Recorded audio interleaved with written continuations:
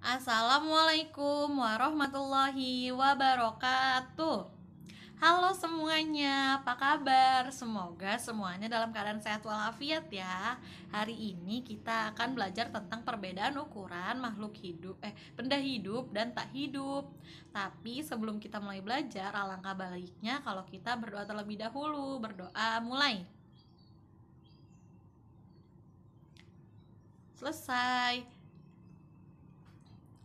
Hari ini kita akan belajar tentang perbedaan ukuran benda hidup dan tak hidup. Tema 7, subtema 1, benda hidup dan tak hidup sekitar kita.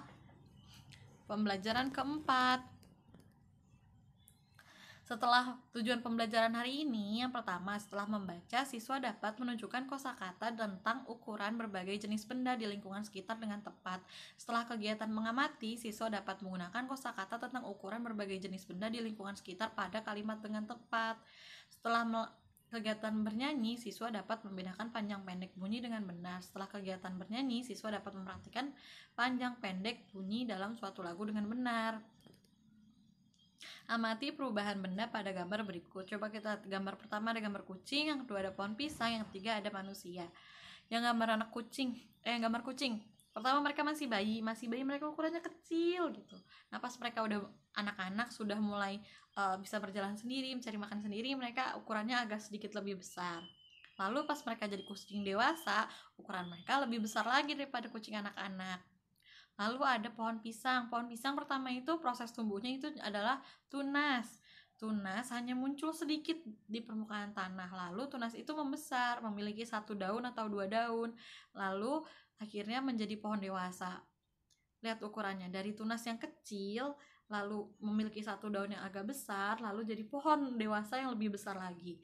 Lalu ada manusia. Manusia itu yang pertama ada bayi. Bayi itu ukurannya kecil ya, bayi itu ukurannya kecil. Lalu bisa merangkak, lalu bisa jalan, lalu bisa bersekolah. Nah, ukurannya coba lihat dari bayi, bisa merangkak, bisa berjalan, hingga bisa bersekolah, ukurannya berbeda-beda kan? Panjang dan pendek. Benda hidup dapat tumbuh besar, benda hidup dapat bertambah berat dan tinggi. Tinggi badan kita bertambah sejak bayi hingga sekarang. Hewan dan tumbuhan juga dapat bertambah tinggi. Benda tak hidup tidak dapat tumbuh besar. Benda-benda dapat memiliki tinggi yang berbeda-beda. Benda hidup seperti manusia, hewan, dan tumbuhan dapat memiliki tubuh dan tinggi yang terus berkembang. Misal, kamu waktu kecil di KMS pasti ada berat dan tingginya. Berat kamu pada saat itu dengan berat kamu pada saat ini pasti sudah berbeda.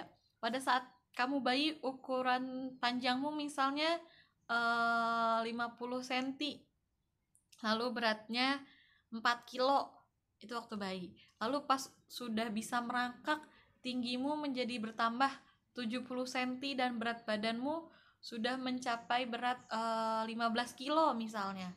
Lalu saat ini kamu sudah bersekolah, ukuran tinggimu misalnya 130,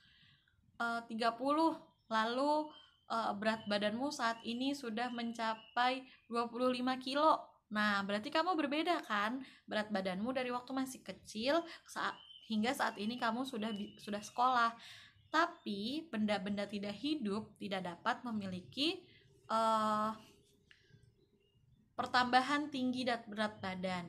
Misal, kalau kamu melihat pintu itu tidak akan bertambah tinggi, hanya segitu-gitu aja tingginya. Terus kalau kamu melihat penggaris, panjang penggaris hanya akan segitu. Bisa memendek kalau patah, tapi selain itu tidak dapat berubah ukurannya.